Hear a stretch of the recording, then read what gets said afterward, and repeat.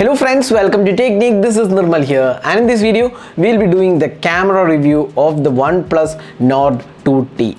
So OnePlus Nord 2T comes with a triple camera setup. It's got a 50 megapixel triple camera setup, and you also get a pretty good selfie camera. So let's see how good the camera experience is for this price segment. We'll be analyzing all the camera details and see how it performs in this segment. So OnePlus Nord 2 launched last year, had a pretty good camera. So let's see how the OnePlus Nord 2T performs in this segment. This is powered by the MediaTek Dimensity 1300 chip. It's a pretty good chip actually. So let's see how good the camera experience is on this device, and we'll see how it fares in this segment. So before getting started, if this is your first time on this channel, do hit that red subscribe button and also hit the bell icon to get notified of all the videos we publish.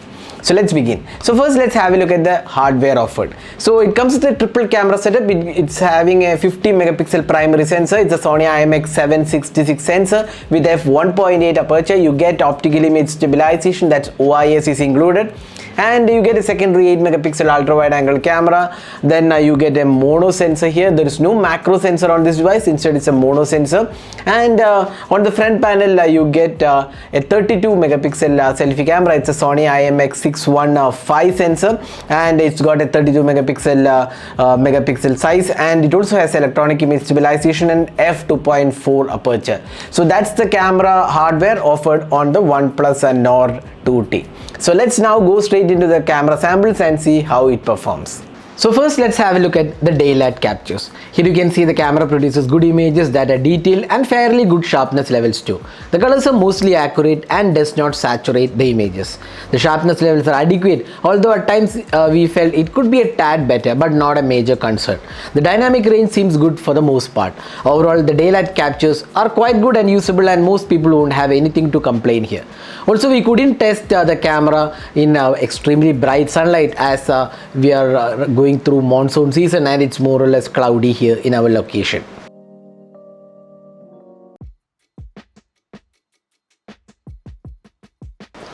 Now moving on to the 8 megapixel ultra wide angle camera, the images have decent details, but obviously the sharpness levels are not so great, which is understandable from an 8 megapixel shooter. The color reproduction has been carried forward pretty well comparing to the primary sensor. Overall, the 8 megapixel ultra wide angle camera is usable but not so great in quality. Now coming on to the close-up shots, here you can see good details and images have good sharpness and details too. The colors are mostly done well and does not saturate images. While there is a mono sensor, it misses out on the macro sensor found in a lot of phones in this segment. This is similar camera setup as the OnePlus Nord 2.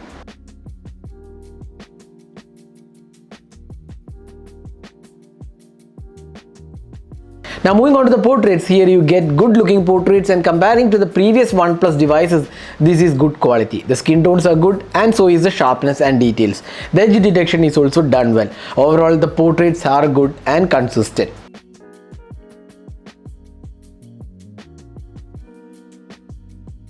Now moving on to the low light images, here you can see it has good looking low light photos in indoor lighting condition, and noise is kept to minimum.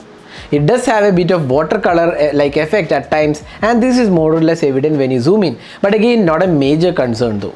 When you turn on the night mode in extreme low light conditions, you can see images have good details, and once again noise is controlled to an extent thanks to the new AI engine.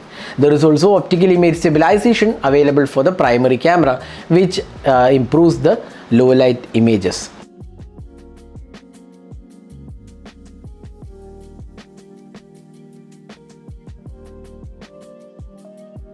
Moving on to the selfies, the 32 megapixel selfie camera does a good job here. There is good details and sharpness levels are also good. The skin tones are done well. Moreover, selfies are of personal choice. You can decide based on the images. The low light selfies also turned out to be good, and there is night mode available for the selfies. There is portrait mode available for the selfies, and it does a decent job altogether in terms of edge detection.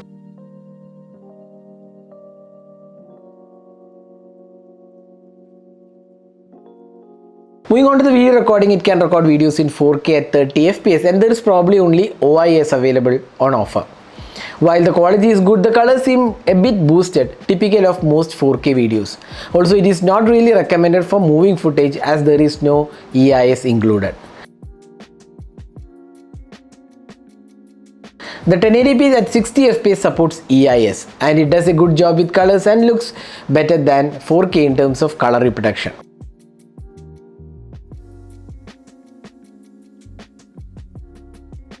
The 1080p 30 fps also supports EIS and looks good overall with good color reproduction too. The footage also has decent looking sharpness levels and stabilization also looks good. There is also a 1080p available for the ultra wide angle camera and it looks decent in quality, although we didn't have EIS working on the ultra wide angle video. The phone also supports slow motion and it can go up to 720p at 960 fps or 1080p resolution, and it does a good job overall.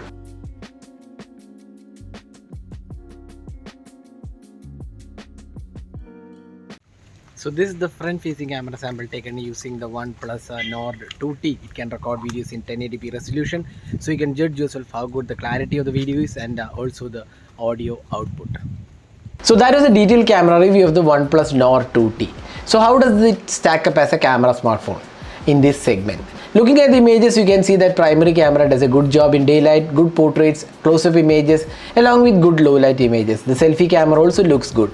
The OnePlus Nord 2T retains the same camera as that of the OnePlus Nord 2 launched last year, and the results are more or less similar. The camera is suitable for most scenarios and users won't be disappointed, but it's unlikely to blow you away. So that is a detailed camera review of the OnePlus Nord 2T. So what do you guys think about the camera? Do let us know your thoughts in the comment section. This is Thermal signing off. Thanks for watching. Hope to see you in our next video. Have a great day.